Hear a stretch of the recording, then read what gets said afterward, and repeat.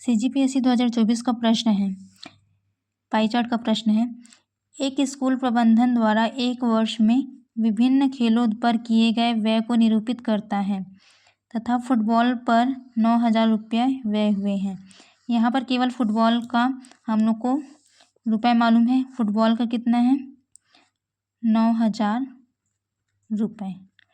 अब हम pie chart में देखते हैं फुटबॉल का जो अंश है 45 अंश है, तो 45 अंश बराबर क्या हो जाएगा? 9,000 रुपये। तो यहाँ से हम एक अंश बराबर निकाल लेते हैं, तो एक अंश बराबर क्या हो जाएगा? 9,000 बटे 45। तो यहाँ से हम लोग काट लेंगे 45 से कम 45, 45 दूनी 90 और पीछे 2 शून्य। तो यहाँ पर एक अंश बराबर क्या हो जाएगा? 200 रुपये। तो हमें ये प्रश्न नंबर पहला क्या पूछा है कि क्रिकेट पर लगा हुआ व्यय कितना है। तो हम यहाँ पर देखते हैं कि एक अंश बराबर कितना है? 200 रुपये। और हमें क्रिकेट पे कितना अंश दिया है? 160 अंश। तो 160 अंश निकालने के लिए क्या करेंगे? 200 से 160 का गुणा कर देंगे। अब हम गुणा करते हैं, तो ये पीछे 1 शून्य 2 शून्य 3 शून्य, पीछे 3 शून्य लगा देंगे और यहाँ पर 16 दूनी 32। तो क्रिकेट पर कितना व्यय हुआ? 32,000 रुपये, ऑप्शन डी। प्रश्न दूसरा है कि हॉकी पर फुटबॉल से कितना अधिक व्यय हुआ है। तो यहाँ पर हम देखते हैं कि हॉकी का अंश कितना है? 100 अंश। तो 100 अंश निकालने के लिए क्या करेंगे? 200 से 100 का गुणा करेंगे, क्योंकि हमने निकाला था कि एक अंश बराबर क्या होता है? 200। तो यहाँ पर 100 अंश बराबर निकालेंगे तो कितना शून्य है? 1 2 3 4, तो 4 शून्य लगा लेंगे। 1 2 3 4 और यहाँ से 2 एकम 2, कितना जाएगा? 20,000। तो 100 अंश बराबर कितना आया? 20,000। और प्रश्न पूछा है कि ये तो निकल के किसका? हॉकी का।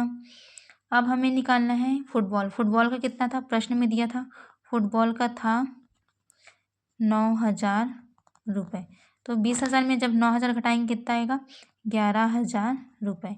तो हॉकी पर फुटबॉल से कितना अधिक व्यय होगा? ऑप्शन ए 11,000 रुपये। प्रश्न तीसरा है, सभी खेलों पर हुआ कुल व्यय है। तो यहाँ से हम कुल व्यय निकालते हैं। अब हमने देखा है कि फुटबॉल का प्रश्न में क्या दिया है? फुटबॉल का 9,000 रुपये, ये तो प्रश्न में ही दिया हुआ है। उसके बाद हमने किसका निकाला था? क्रिकेट का कितना निकाला था? 32,000 रुपये। इसके बाद हमने हॉकी का भी निकाला था। हॉकी का कितना आया था? 20,000 रुपये। ठीक है, अब क्या क्या बचा? हॉकी हो चुका, क्रिकेट हो चुका, फुटबॉल हो चुका। अब बचा टेनिस और बास्केटबॉल। तो टेनिस का निकाल लेते हैं। इसका कितना है? 35 अंश। तो 35 अंश निकालने के लिए क्या करेंगे? 200 गुना 35 अंश। तो फिर से वही 2 शून्य पीछे, 35 दूनी 70, मतलब कि कितना आएगा टेनिस का? 7,000 रुपये। अब किसका बचा? बास्केटबॉल। तो बास्केटबॉल का कितना है? 20 अंश। तो 20 अंश निकालने के लिए क्या करेंगे? 20 गुना 200। तो यहाँ से कितना जाएगा? 3 शून्य पीछे, 1 2 3, 20 दूनी क्या होता है? 40।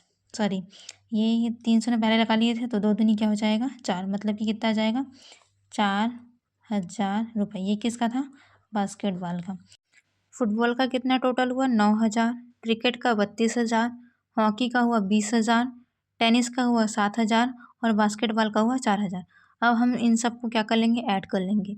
इकाई में क्या आ गया? 0, दहाई में भी 0, सैकड़े में भी 0।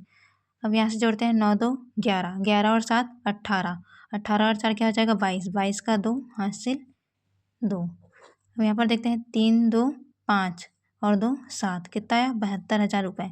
तो सभी खेलों पर कुल व्यय कितना हुआ? ऑप्शन बी क्या है? 72,000 रुपये।